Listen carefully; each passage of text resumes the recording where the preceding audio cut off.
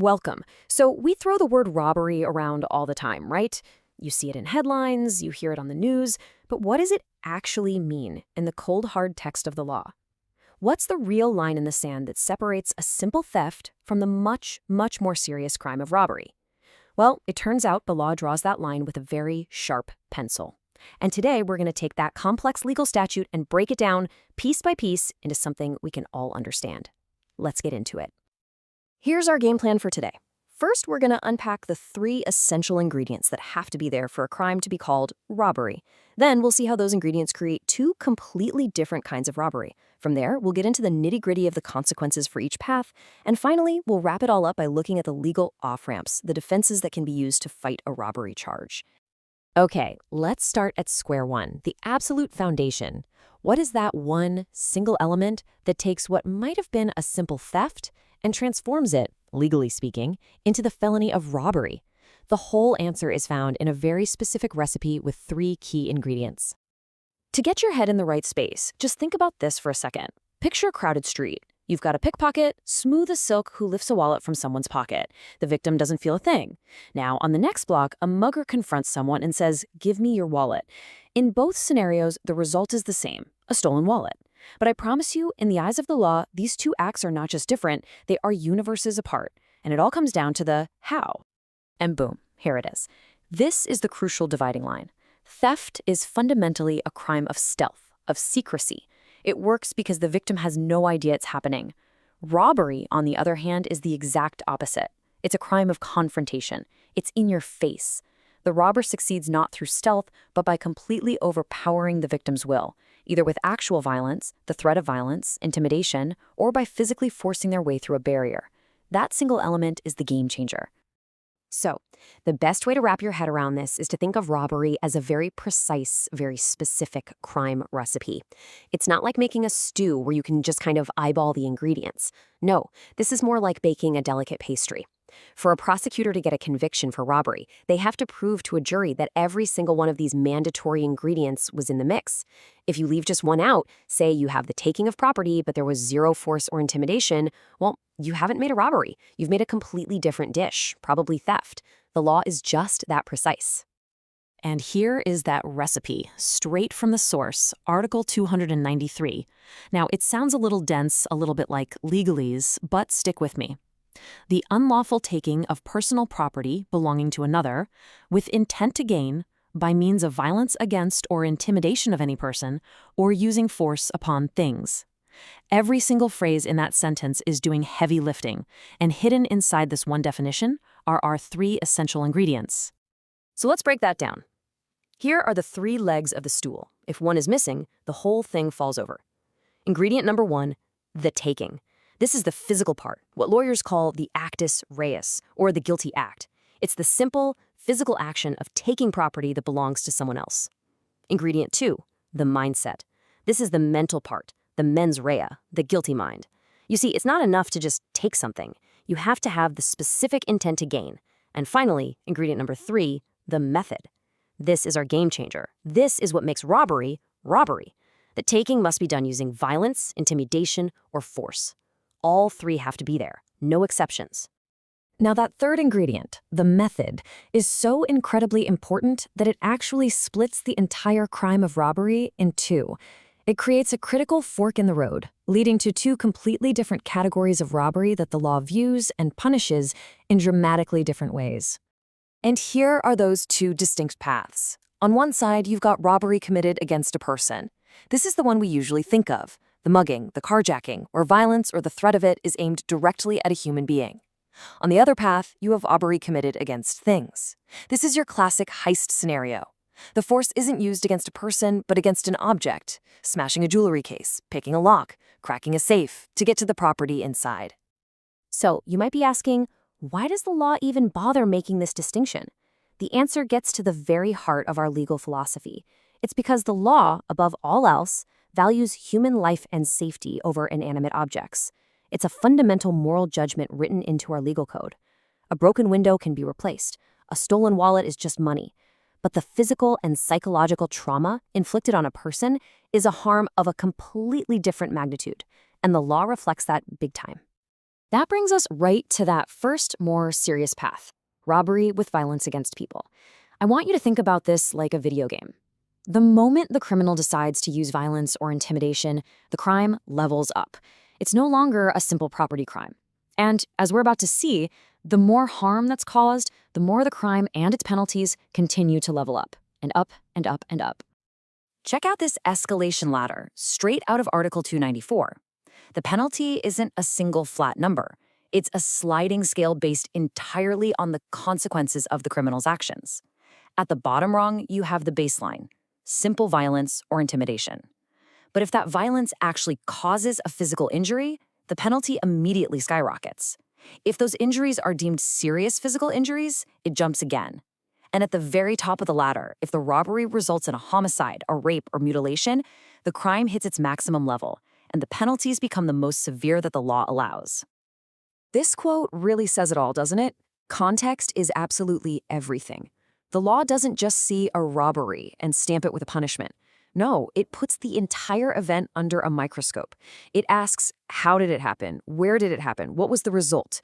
It meticulously examines every detail to figure out the true gravity of the crime and to make sure the punishment fits.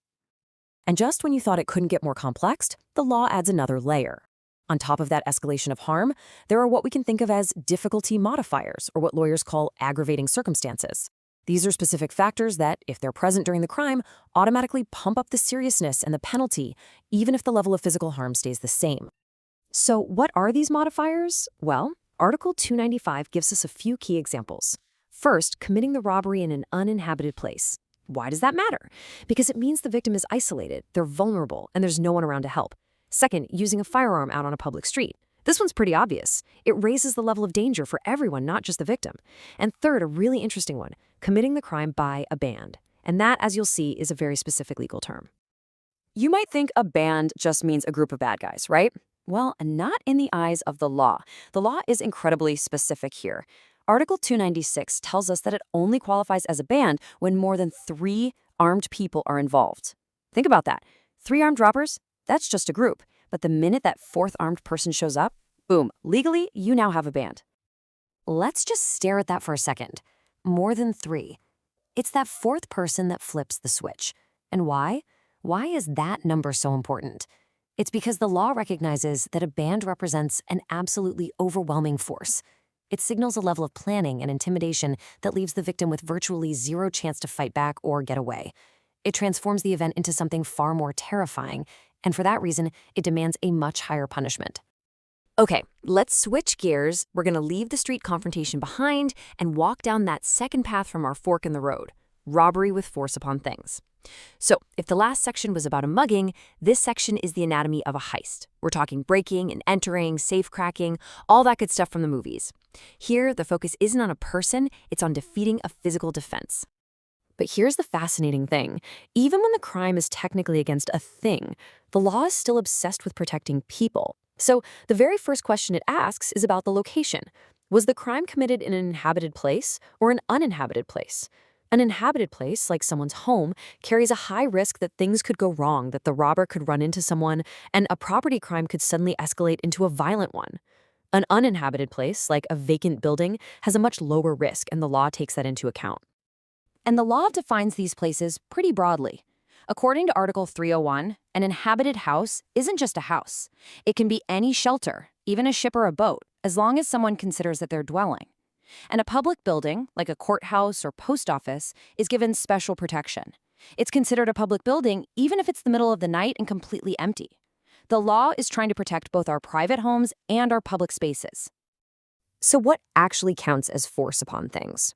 Well, you have the obvious stuff: smashing a window, kicking in a door, breaking through a wall, brute force. But the law is smarter than that. It also includes more subtle methods, like using false keys, which we'll get to in a sec, or even pure deception, like pretending to be a police officer or a utility worker to get someone to open the door. The common thread here is that you are defeating a barrier, physical or social, that was designed to keep you out. And this right here shows you how seriously the law takes this stuff. Under Article 304, you don't even have to successfully commit the robbery. Just being caught with picklocks or other similar tools can be a crime all on its own. It's called an inchoate crime. Basically, the law is punishing the preparation for the crime, because walking around with a set of lockpicks is a massive red flag that you have criminal intent. Now, this is one of my favorite parts because it's so counterintuitive. The legal definition of false keys in Article 305 is way broader than you'd think. Of course, it includes pick locks and other sneaky tools, but, and this is the crazy part, it also includes a perfectly genuine key that was stolen from its owner. It can even mean a key that you legally own that just so happens to fit a lock if you use it to open that lock unlawfully. The point is, it's not about the key itself, it's about whether you have the owner's permission to use it. Without permission, any key becomes a false key. All right, we've gone through the ingredients, we've explored the two different paths of robbery. Now it's time to talk about the bottom line. This is where the rubber meets the road. Let's look at how all these actions, circumstances, and details get tallied up into actual prison sentences. So let's start with the big one, robbery with violence against people. As we've been saying, everything here is connected to that escalation ladder.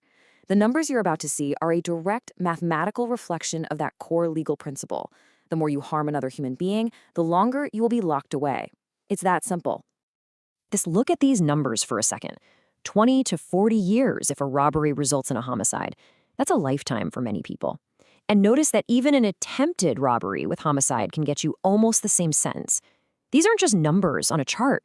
This is the law screaming, in the clearest voice it has, that human life is sacred, and taking property is never, ever an excuse for taking it. Okay, now let's flip the coin and look at the penalties for robbery with force upon things. The whole equation changes here. The sentences are still serious, don't get me wrong, but the main factors that drive the numbers up or down are the location, remember, inhabited versus uninhabited, and, of course, the dollar value of whatever was stolen. Now let's actually compare these. Robbing an inhabited house while you're armed could get you up to 20 years. That's a heavy sentence, and it's because of the high risk to people inside. But look what happens when you rob an uninhabited place. The penalty drops dramatically, down to a maximum of 6 years. The story is written right there in the numbers. The law's biggest concern, always, is the potential for human harm. So we've spent all this time building the legal case for what robbery is. But, of course, the justice system isn't a one-way street. So for our final section, let's look at the other side of the coin. Let's talk about the defenses, the legal off-ramps that an attorney can use to challenge a robbery charge in the courtroom. Remember our crime recipe? Well, the smartest defenses are all designed to poke a hole in that recipe, to argue that one of the essential ingredients is missing. For instance, a defense could argue a lack of intent to gain. Maybe the person was just taking back something they honestly, even if mistakenly, believed was theirs. Or they could prove the owner actually gave them permission to take the item. And the big one, of course, is arguing that while property might have been taken, there was no violence, no intimidation, no force. And if you can prove that, you haven't beaten the charge entirely, but you've downgraded it from robbery to the much lesser crime of theft. Here is a perfect, clean, real-world example of how a defense works. We know that possessing lockpicks can be a crime, but what about a locksmith? Their entire job involves having those tools.